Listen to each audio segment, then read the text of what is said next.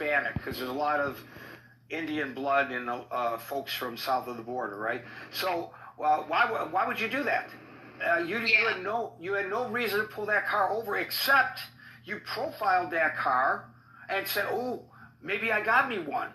And by the way, and then a person is required to show proof of citizenship? No, under the law, I am not required, and neither were those ladies.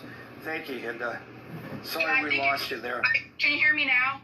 Yeah, go. Am I clear now? Yeah. Okay. Yeah. I think it's very un-American.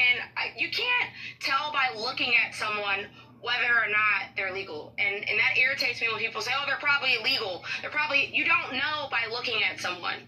It would take verification, and I just feel like, why is ICE harassing people? I think, like I said, now, if you come here illegally, they all know, and DACA people all know that they are taking a risk by coming here, and there is a risk that they could be caught and they could be deported. However, I don't agree with the lack of due process. I don't agree with that.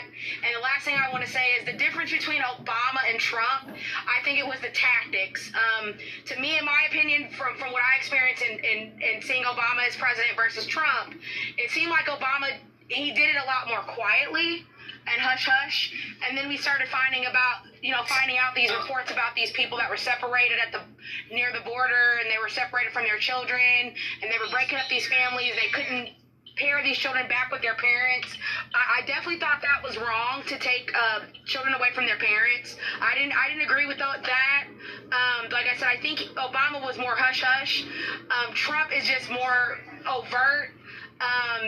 Like the commercials on TV, like you see, like, leave the country now, with like Kristi Noem, get out of here, if you're illegal, you need to go now. Them sending emails to people, and even American citizens are mistakenly getting these emails that they should self-deport themselves.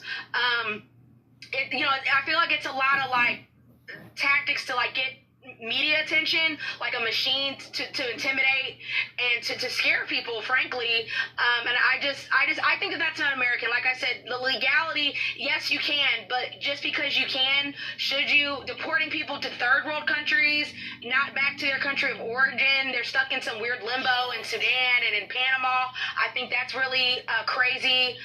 And my other concern is, I'll say this, and I want to let someone else talk. My other concern is how we're viewed by the world now.